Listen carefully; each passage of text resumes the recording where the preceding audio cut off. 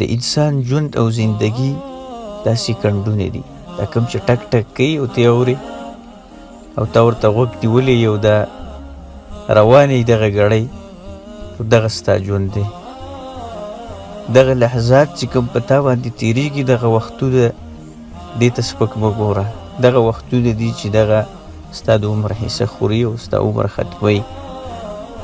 دغه سیکنډونه دي چې د دې نه منټونه جوړېږي،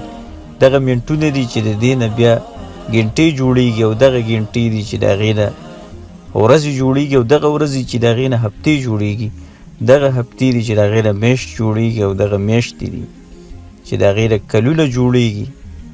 او دغه کلونه دي چې بیا د هغې نه پیړۍ جوړېږي او انسانان په دې کې ځي راځي او ډېر خلک خاورې وخوري. او دغه وخت ډېر خلک ویوړه زمونږ نه او ډېر خلک یې د دې خاورو تل ته کوز کړه او پناه یې کړه. هغه خلک چې هغه کم مخکې اوسېدل هغه اوس موږ نه ګورو. ډېر کسان چې ته به پرون تا لیدلي خو نن بیا ته نه ګورې، په هغې باندې به خاورې باري او په هغې باندې به د خاورو ډېرې جوړي او د خاورو لاندې به پراته وي. مونږ او تا نن اوسېږو په دې دنیا کې، مونږ او تاسو ژوند کوو، خو سبا به مونږ نه یو، په مونږ باندې به د خاورو انبارونه پراته وي. نو د دې وخت قدر او قیمت پکار دی. بعضې خلک دې په دې باندې خوشحالېږي، نوی کال رالو خوشحاله شي. دا چې کوم وخت په تا باندې رالو، دا ستا د ژوند حصه ختمه شوه. داسې وګڼه چې ستا د ژوند حصه تا نه لاړه. هغه وخت چې هغه تا له الله سبحانه وتعالی درکړی و، هغه ستا نه کټ شو. دغه وختونه، دغه میاشتې او دغه ورځې او دغه شپې دا تا ته واپس نه راځي. هغه ستا د ژوند نه ختمې شوې، هغه شپې ورځې چې تا په هغې کې څه کول او څه دې کړي دي، هغه تا لیږلي دي. نو دې ته سوچ پکار دی او په دې شپه باندې دا سوچ پکار دی چې دا کال چې تیر شو نو ما په دې کې څه وکړه، په دې کې ما د چا سره نیکي وکړه، په دې کې ما د مسلمان مدد وکړو، په دې کې ما د دین دپاره څومره کار وکړو، ما د دین دپاره څومره خدمت وکړو، ما د آخرت دپاره څه ولیږل، ما د آخرت دپاره څه وکړو، ما د خپل قبر دپاره په هغه ځای کې چې ما سره به څوک نه پاتې کېږي، ما دغه تورو تیارو دپاره څه ځان سره ولیږل او ما د هغې دپاره څه تیاری وکړو. دا سوچ د ځان سره وکړه او دا حساب ولګوه د ځان سره چې په دې تیر کال کې ما څه وکړم. هغه وختونه چې په ما باندې تېرېدل او شپه به شوه او بیا به ورځ شوه او بیا به شپه شوه او بیا به ورځ شوه، دغه وختونه ما ضایع کړي دي که ما ډک کړي دي. نو احساس پکار دی د خپل ځان سره او دغه احساس سره ژوندی کول غواړي، دغه مړ ضمیر دغه راپاسول غواړي، د خوب ویده ضمیر دا راویښول غواړي چې موږ د خپل ژوند دپاره چې هغه ابدي ژوند دی، هغه د همیشه زندګي ده چې د هغې دپاره موږ که څه وکړو. د دې دپاره د دنیا ته نه یو راغلي چې موږ دنیا وګټو، په دې دنیا کې موږ وخت تېر کړو. دې دپاره نه یو راغلي چې موږ په دنیا پسې لکه د لیونو شپه ورځ ګرځو. د دې دپاره راغلي یو په دې دنیا ته چې موږ د آخرت دپاره څه وکړو. دا وختونه الله سبحانه وتعالی چې تا باندې کوم تېرې دا واپس نه راځي په تا باندې، دا تا نه لاړ، دا ختم شو. اشاعر دې نه اشنا خبره کړې د دغه سیکنډونه وایي دې ته سپک مه ګوره چې کوم دا ټک ټک کوي، دغه ټکاري ته سپک مه ګوره. دقات قلب المرء قائلة له ان الحیات دقائق وثواني. دغه زړه چې دا درز درز کوي او د زړه کې دا درزاره دا ته اوري، وایي دې ته سپک مه ګوره. وایي دغه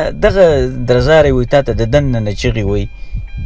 چې ستا دغه ژوند او زندګي دغه سیکنډونه دي چې دا کوم په تا باندې تېرېږي او د هغې نه منټونه جوړېږي. وایي دې ته سپک مه ګوره، دغه دې ژوند دی، دغه دې زندګي ده. نو ستا ژوند او ستا زندګي دغه سیکنډونه دي چې کوم ټکار یې کوي. پښتو کې یو شاعر وایي د سیکنډونو دغه ټک ټک دومره سپک مه ګڼه، د ژوند په ونه دې د تبر ګزارونه کېږي. امام شافعي رحمه الله وایي، امام ابن القیم رحمه الله په دې مدارج السالکین کې دغه خبره نقل کړې ده.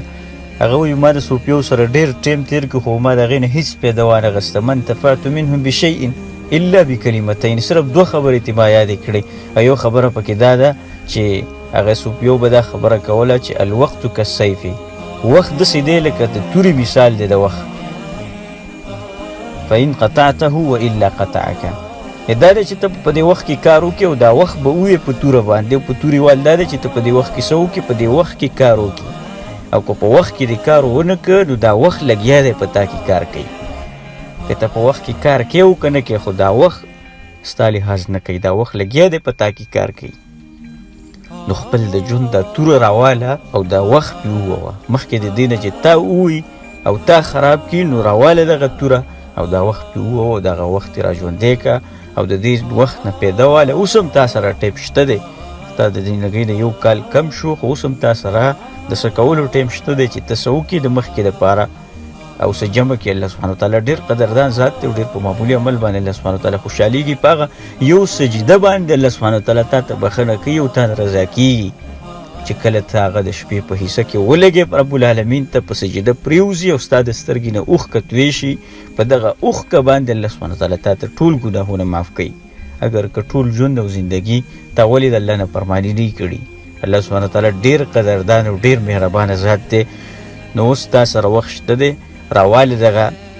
توره راواله او په دې وخت کې کار شروع که او الله سبحانه وتعالی ستا مدد کوي والذین جاهدوا فینا لنهدینهم سبلنا الله سبحانه وتعالی ډېرې ناشنا خبرې مونږ ته کړې دي په خپل کتاب کې که مونږ د الله سبحانه وتعالی خبرو ته متوجه شو نو زمونږ ژوند ښایسته کېږي او مونږ به په دې دنیا کې د جنت زندګي تېرو مونږ به هغه زندګي تېرو چې هغه د جنت زندګي ده لکه شیخ الاسلام ابن تیمیه رحمه الله ډېره ښایسته خبره کړې ده وایي ان فی الدنیا جنه په دې دنیا کې یو جنت دی په دې دنیا کې دې خبرې ته سوچ وکړئ شیخ الاسلام ابن تیمیه رحمه الله وایي په دې دنیا کې جنت دی من لم يدخلها لم يدخل جنة الآخرة که په دې جنت ته څوک په دې دنیا کې دننه نشو نو د آخرت جنت ته نشي دننه کېدی دې جنت ته ځان دننه که په طاعت باندې الله سبحانه وتعالی ته په سجده او په رکوع باندې په ژړاګانو په فریادونو باندې په دعاګانو باندې دې جنت ته ځان دننه که او د دې جنت مطلب هم دا دی چې ستا د الله سره کله رابطه مضبوطه شوه او ستا زړه کې د ایمان هغه خوند راغی او ستا هغه حلاوت ته د ایمان محسوس کو او د الله سبحانه وتعالی سره د رابطې هغه خوند ته واغستو او هغه مزه تا د دې زندګۍ واغسته نو دغه جنت دی ستا د دې دنیا نو که دغه خوند دغه مزه ته وانغسته په دې دنیا کې د آخرت د جنت بیا تمه او امید مه ساته اوس تا سره موقع ده او تا سره وخت دی دغه وخت نه فایده واله او راځه د الله سبحانه وتعالی په دې خبرو کې غور او فکر کوه او په دې کې سوچ کوه او د الله سبحانه وتعالی د کتاب سره تعلق ساته او د هغې مطابق خپل ژوند او زندګي تېروه دغه د جنت زندګي ده او دغه ښکلې زندګي ده او دغسې د جنت لاره ده